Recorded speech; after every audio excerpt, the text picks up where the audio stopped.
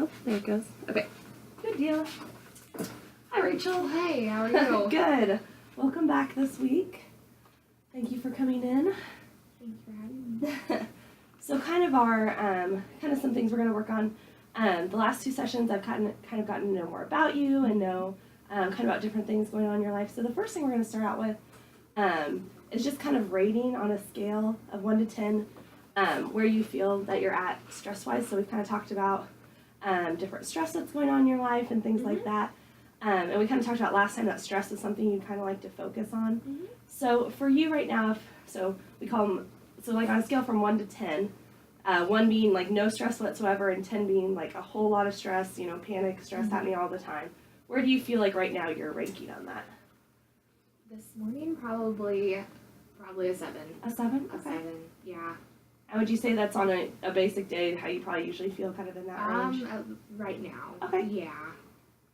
And so thinking kind of like where we'd like to go and where we'd like to get to through counseling and working together, where would you like to see yourself be kind of on Probably that a scale? 3 to a 4. Okay. Yeah. So as we're kind of thinking of a goal, so I guess that kind of could play into our goal a little bit, that idea of where you're at stress-wise, and, you know, obviously we'd like to see in the next few weeks your stress level go down, just through us being able to talk to each other and kind of the different things we do and that you can work on outside of our times together. So what do you feel like would be a good goal, or what do you feel like is something? I don't know. I guess figuring out how to better deal with the stressors in my life, and if stressful things come up, know or how to I guess how to deal better with that, because right now I'm just really stressed. Okay. So what do you think about if we make kind of our goal, or kind of what we're hoping to achieve, be to decrease your level of stress from about a 7 to around like a 4? Does that seem like a good, reasonable goal for the next few weeks here? Yeah. Okay. And then through that, we'll talk about maybe ways to deal with stressors and kind of maybe some options that you can use and things you can do. Okay. In hopes of, we'll work on those here and then you can work on them at home. And then through that, hopefully that stress level, we can decrease that a little bit, coupled with us talking here and kind of figuring things out. Okay. And then probably here next week and then the week after, I'll just kind of have you rate that again and see how we're feeling, and hopefully we'll see some improvements, or can talk about maybe what's been going well and what hasn't, and what we can work on and things like that. Okay. And how it's going out in, you know, the real world when you leave, and you know how we do out there. So okay, so just tell me, how's your week been going? It's been about a week since I've seen you. It's been a pretty stressful week. So I didn't get a lot of sleep over the weekend. I had a lot of church things to do, and you know I enjoyed doing all those church things, but I just there's not enough hours in the day. And on Monday I wasn't supposed to work, but a girl that was supposed to work knocked her shoulder out of place, and so she had to be taken to the ER and put under so they could put her shoulder back into the socket. Well, the guy that was supposed to work for me is her boyfriend, and he ended up taking her to the ER. So I was called and asked to come in, even though I had a meeting. So I had to come here, work for a little bit, and then come back after the meeting. But I went to the meeting covered in flour and smelling like pizza, and then I get there and my computer's not working. And and I don't even know if the meeting went well. I haven't really heard from them. On Tuesday, I subbed at the middle school, which was really good until the last class, and there were a few kids in there that just would not listen. They were antagonistic. They just wanted to I wanted to make my life miserable, it seemed like. And it was nice because there were a few girls that came up afterwards and said, I'm really sorry about our class's behavior. We just wanted to know, like, not all of us are bad. I'm like, okay, well, that's good. But, let's see. On on Wednesday,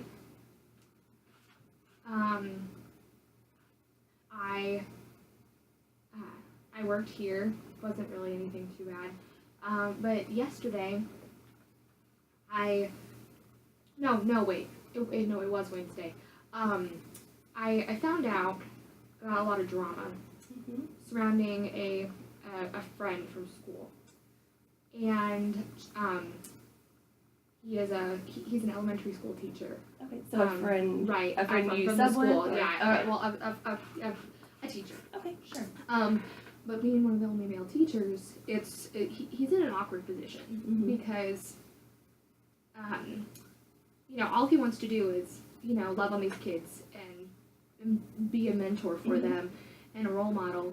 But in today's society, there's a double standard as to what that looks like between men and women. If a man does the same thing as a woman, it can be seen as sexual harassment or whatever. Well, there were allegations that he had done something to a child. Yeah. And I know for a fact that he would never, ever do that. He's a good Christian man. And I know that there are Christian men out there that do, use their positions of power to do inappropriate things, but that's not him. He's genuine. He's a good man. And so that really bothered me because so many people in this town latched onto it because, oh my goodness, it's drama. Yeah. But they're dragging this wonderful man through the mud. It sounds like you're feeling very disheartened about that, like the way they're treating him. Yeah. And and I'm not really even that close with this guy, but I know genuineness when I see it. He's a genuine guy. So that's There's a lot of frustration. There's a lot, sure. yeah. And I've been trying, and I told you about that fundraiser that I'm doing or trying to get set up. I have been having the worst trouble getting people to commit to help. They say, "Oh, he sure will come," but asking them to help, oh heavens, that's like pulling teeth. Yeah. And yesterday, I was trying to get hours covered here at Pizza Fast, so because I'm going to be gone on some Saturdays. Yeah. I texted 2 people, and one person answered back first, and I was in the wrong because I gave the hours to the other person, but then this girl went off on me. I'm just like, wait, what? And it took me 40 minutes to chop green peppers because I was trying to deal with that, and she was just being ridiculous and being very, very whiny, and I don't deal well with that. If it's a small child, then sure, but she's a senior in high school, and she was acting very immature, and I don't deal well with immaturity, and so I finally just told her, please stop whining, and she didn't answer, which was good, but now, because she's mad at me, being an anxious person and not wanting people to be mad at me, I guess that bothers me. What do you feel like with that bothers you? When you say bothers you, can you elaborate on that? Yeah, I'm a chronic people pleaser. I don't like it when people don't like me. Sure. So yeah. And yeah, so when people don't like me, or when and as far as the friend goes, I guess I am. I'm a very protective person. If a person that I care about, even if I don't know them that much, if I'm their friend and they're being attacked, or or whatever, I take it personally. I guess I'm a Sure. very empathetic person in that sense. I know I shouldn't take it personally, but I do, and so yeah, I've been having a stressful week. It sounds like you had a lot going on. Well, and you kind of talk about being protective. I know last week, kind of a common thing we kept seeing come up was respect. And so it sounds like maybe that could play into it, the idea of this is someone that, you have respect for and that is respected in the community, and yet you have people that aren't treating him that way, that he's Right. kind of earned that respect, and how quickly people can take that away. Yeah, just throw it away. They're fickle. Yeah. So you kind of talked about people pleasing. You said you had a lot going on this week and you got pulled into work a day you didn't expect. Do you find that happens a lot, kind of with people pleasing and maybe saying yes all the time? Yes. I have trouble saying no. When people need my help, I'm just like, sure, I'll help you, sure. And then sometimes I forget, and I feel bad because I let someone down, but like you can only do so much in one day. Like as I said, there's only so many hours in a day. But yeah, I mean, that's just been who I am since I was little. I've always been the teacher's pet. I've always, yeah. Do you find that sometimes maybe not gets you into trouble, but maybe overwhelms you in ways because you are always saying yes to people? Yes. Yes. Very much so. In the past, kind of what have you used to help with that, or things like that? Like you stated, there's only so many hours in a day, so kind of how do you? Well, I usually, and I mean, I've just seen the pattern. I don't really know how to say no until I realize I'm in over my head, and then I'll get all those tasks done. But then I'll start saying no for like a short season, and but then I'm like, wait, I have so much free time. I need to fill that again. So I start filling it, and then it gets to the point where I can't handle all of it, so I get all that stuff done, and then I start saying no again, and it's a, never ending. Do you think, is there any reason why you always feel that need to fill up your time and be busy like that? Even when you know kind of it sounds like you know the cycle of yourself. Right. Well, I guess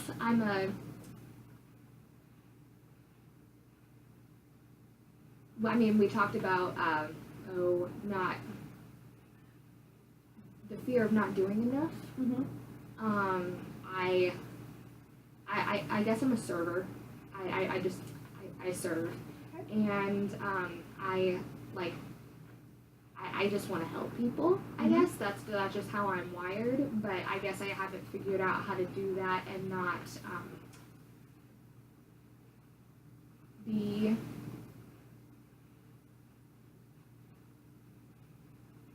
overwhelmed. I guess I don't know. I don't know. When you do have those moments where you've said yes to too many things and you've done, what's usually your way that you go about handling that? You kind of said then you say no to things for a while, but how do you handle it when all of a sudden you realize you've maybe overcommitted or done too much? Well, I try to get some friends to help me. I try to delegate, although delegating is hard for me.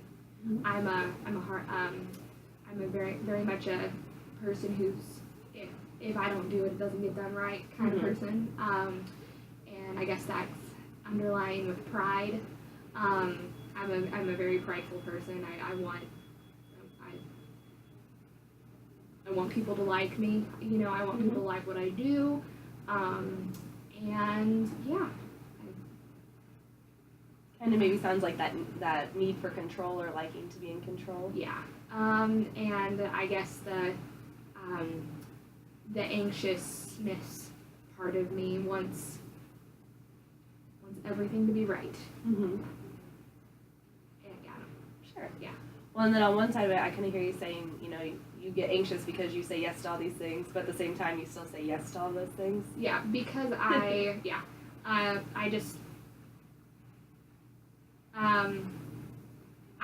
think I get the most anxious when I want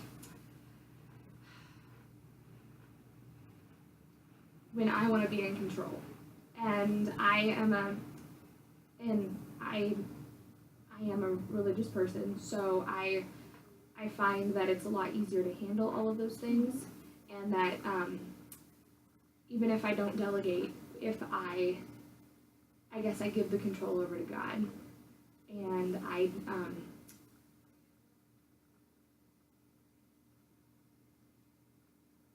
stop focusing on myself, because if I focus on myself and I focus on wanting to please people instead of pleasing the Lord,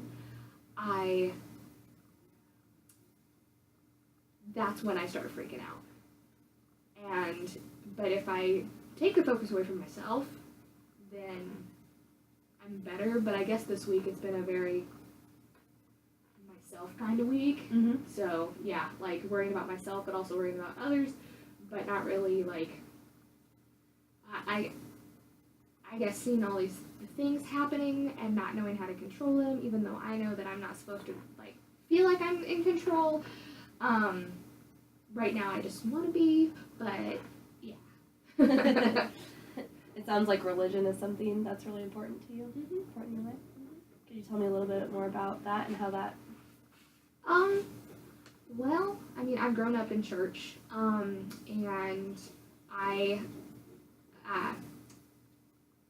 I guess I was a good kid for a long time, but I didn't really take it seriously. Like, I guess I just did life in like a church setting, I guess, but I didn't really like take it to heart, if that makes sense. Until I started doing like mission trips and stuff and seeing how people do life in other areas, and I guess I just saw God working in these other areas of the world, and I started taking it seriously. And I mean, I'm not like trying to like preach or anything, but I started taking it seriously, and when I was at my second trip to Zambia,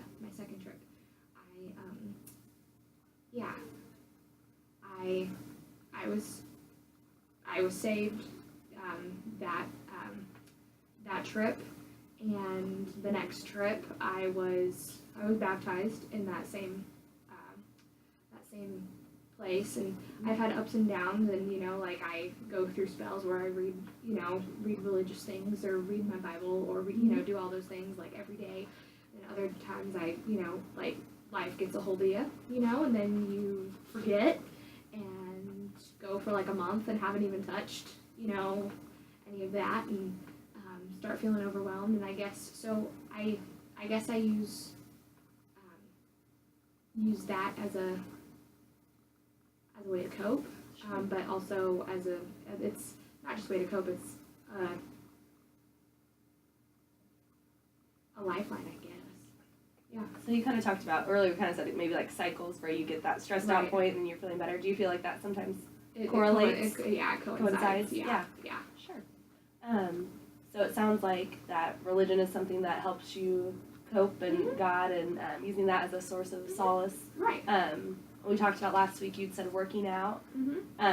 Is that something that you've been doing lately? That I know you said you kind of were getting back into it. I was getting back into it. I kind of backed off a little bit this week. I've been so busy. But I've been walking on the treadmill and reading books and stuff. People say, how do you do that? I just do. You read while you're walking? Yeah. Okay, sure. And I mean, that's been helping, I guess. But yeah, it's just been a stressful week. It just has. Yeah. Is reading something that you enjoy doing? That if it's a good book. If it's a good book. I'm not a person who just picks up anything and reads it. Sure. Well, it sounds like too, you talked about having so many hours in a day and being very busy. So right. kind of the idea of multitasking, of hey, you can do two things at once, and is working out something you want to start getting more back into? Yes, definitely. And do you feel like whenever you're working out, that's something that helps with that stress level? So a lot of people will find that it kind of helps de-stress them. Is that how you feel about it? Yeah. if I do a lot of cardio, Mm-hmm. I like, you know, the science behind it, all the endorphins and everything. Yeah. I mean, yeah, that does help it scientifically. Like it just does. Mm-hmm. But I definitely need to get new running shoes though. I haven't really been running because I've started been my shoes are old and Mhm. I started getting shin splints. So I guess that was kind of a stressor. Wanting to wanting to get back into this, but then like, oh, I'm gonna have to spend like $100 because these shoes are crap and yeah. That can be frustrating when you want to do that, but yet. But you know that if you want to, or if you do it, then you'll get hurt, and then you won't be Mhm. able to do it for longer, and yeah.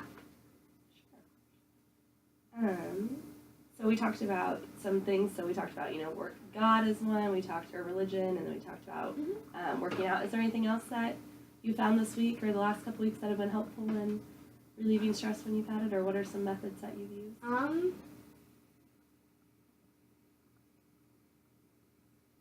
I guess just alone time. I guess. Mhm. People don't think it. I'm very very talkative, very outgoing, but I don't get my energy from that. It's very draining for Mhm. me. So I guess like yesterday, after work I just went straight home and like it was like I was back in high school. I just took a book up to my treehouse and just sat and read for a while. Mhm. Yeah. So in a way, it could almost sound like maybe self-sabotaging a little bit. You do all these things where you're outgoing and you're Right. out there and you're busy, and then all of a sudden, you know, you Just feel like- that sense of overwhelm. And you just need to stop. Mm-hmm. Once you stop, then once I stop, I can get back into it. Mhm. You know, but gotta stop, recharge. You know, like it's like a phone. You Sure. know, like there's only so much, and you gotta stop, recharge, then go. Yeah. Yeah. Do you feel that way often? Like that's kind of a. I don't know about often, Mhm. but there's certain times when just you gotta stop Mm-hmm. and go plug myself in. Yeah. So when you have that alone time, you talked about reading. Is there anything else you like to do whenever? I mean, everybody likes to watch television. Sure. But yeah.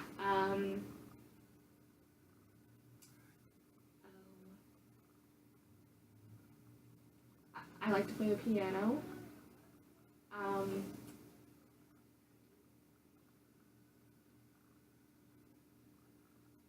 I mean, sometimes just sitting, just thinking. Gives you time to process Sure. everything. Sure. We talked about this in weeks past, but with med school, have you heard anything else? I know that before was kind of causing. Yeah, no. No, I haven't. So, I'm going to ATSU. I just can't wait anymore. Mhm. School starts on July 15th. I've gotta find an apartment Oh, sure. like now. And I guess that's another stressor because I just, Mhm. like this other school is just as good, but it's half the price. You Yeah. know, it's half the price, but they won't answer me. This other school, it's wonderful, but it's twice the price. Yeah. And wanting and knowing that, like, in the long run, it won't matter necessarily because, I'll be a doctor, but wanting to do all of these things.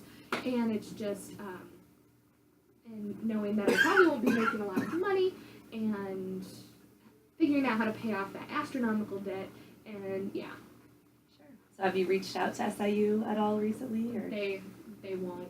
Oh, They won't tell any more than they already have. gotcha.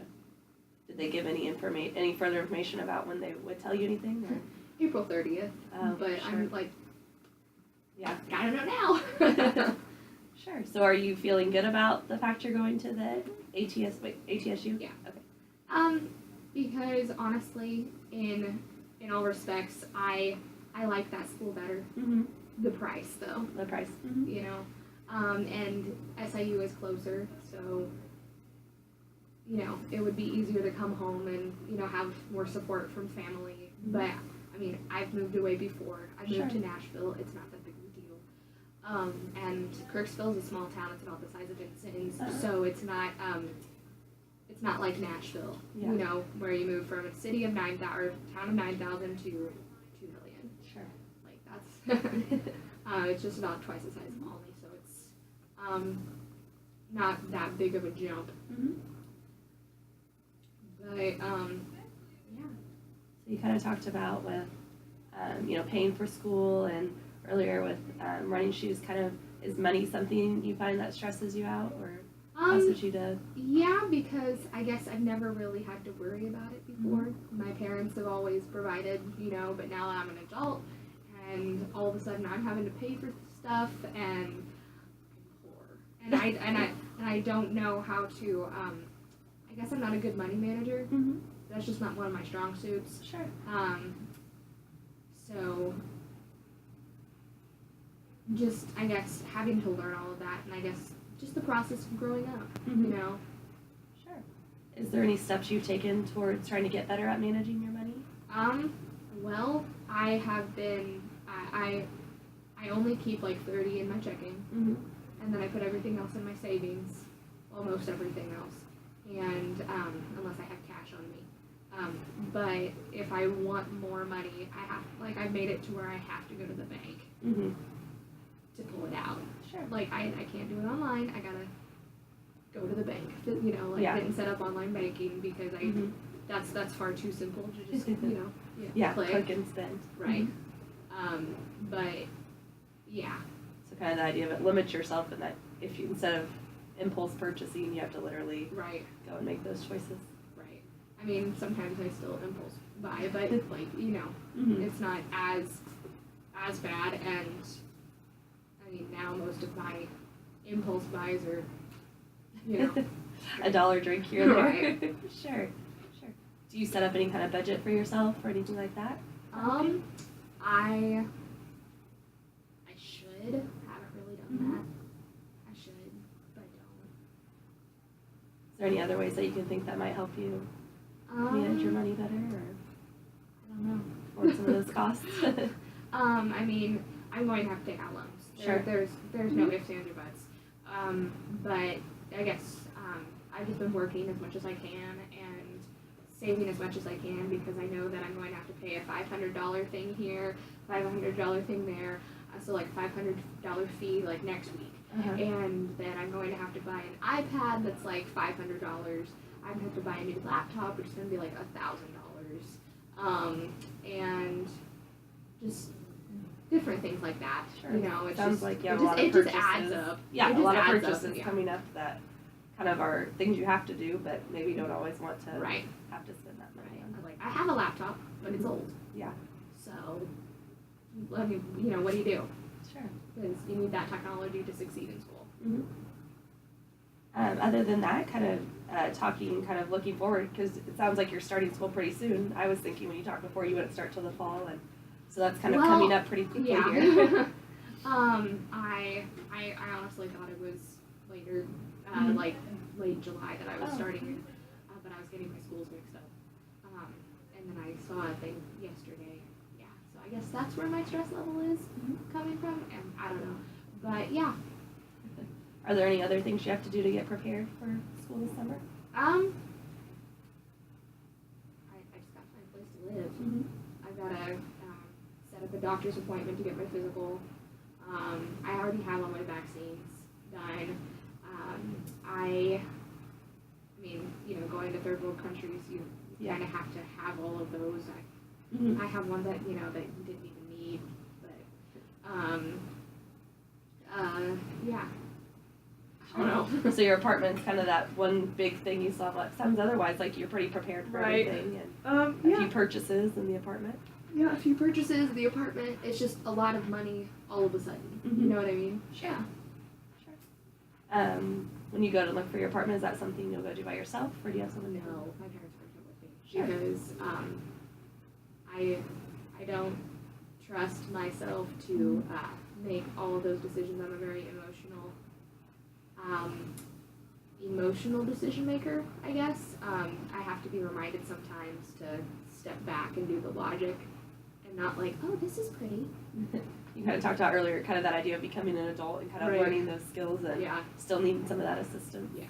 Would you say mom and dad, you rely on them for a lot of things, or kind of that comfort source? And Yeah, I mean, maybe not so much like the comfort source anymore. I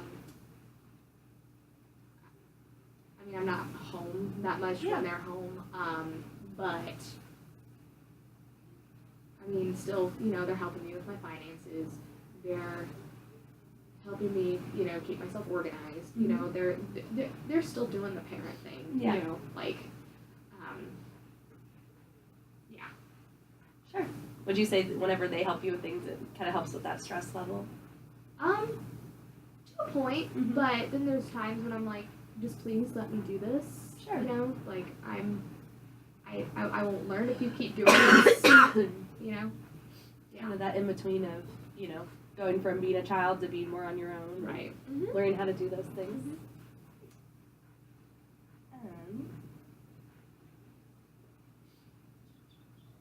Is there anything else coming up besides school that, I know you have your fundraiser coming up. I mean, this weekend I'm going on a church retreat, so that should be a good, like, recentering, I guess, on what matters. And then next weekend I'm going to Nashville for my birthday, so that'll be fun. A good, take a weekend, be stupid. Spend money that I don't have.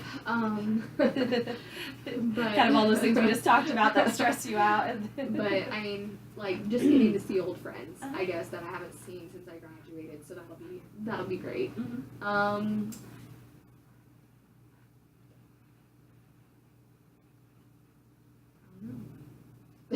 don't know. Sure, no, you're okay. So with the fundraiser coming up, you said you have people kind of having trouble with people committing and. Yeah, I mean, like, people say, oh yeah, I'll make you something for or like, oh yeah, I'll talk to people, but they don't want to help themselves. You know what I mean? And just finding a core group of people to help, because I can't do it all. I can't be like, hey, you do this, like, I can be the delegator, but I can't be the person that talks to everybody. You know what I mean? And like, yes, this is my baby right now, but it's, yeah, It sounds like you're realizing that you need that help. And I do. I need that help, and I guess I've kind of created a monster in a good way, because I think it'll be successful, but also the reality that just because this money is raised doesn't mean that all the problems of the clinic will go away, and the reality that there's a lot more that will have to be done in the future. Like, this is not a one-time commitment for me. Like, I am starting to realize it's going to be like a life commitment, and which I'm excited about, but it stresses me out. You know what I mean? Sure. It sounds like it's an ongoing Like, type of thing that. like, you can't just back out. Like the organization that I worked with in Zambia, they've got cheerleaders, they've got advocates. This place doesn't. You know what I mean? So, like I talked about, being religious, and I feel like I'm called to be that advocate. And so, yeah, an advocate can't just walk away. Yeah. Like, can't pretend that what they saw they didn't really see. And I guess knowing that I'm that advocate, but also knowing I can't tangibly be there with them for a while because I'll be in school. And trying to figure out how that's going to happen, but not knowing how that's going to happen, and I guess, yeah. Sure. Yeah, well, and, it sounds like helping, obviously, it seems is something that's very important to you, and Right. that, it seems that you like to get out there, you like to travel, and you also like that aspect of helping people through medicine, so it sounds like the clinic there is kind of a mixture of all those things. Right. And so you get to kind of be that champion for them, and Right. that probably brings, how would you say it makes you feel whenever you get to, the idea, you're helping them, you're. I mean, it's a good feeling. Mhm. It is. But, I guess I wouldn't use the word champion Mhm. in that sense. Sure. I would say advocate because Okay. I'm not doing anything. I'm just talking. Yeah. You know what I mean? Mm-hmm. I'm just like saying, hey, there's this place. It's really cool. And you guys should check it out. And if you feel so led, donate money Mhm. or donate your time or donate, whatever. But also like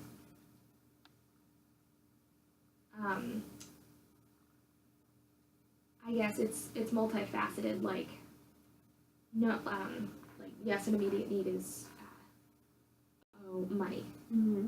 but if you send this money down and there's no one, and like there's people that are learning how to handle it, Sure. but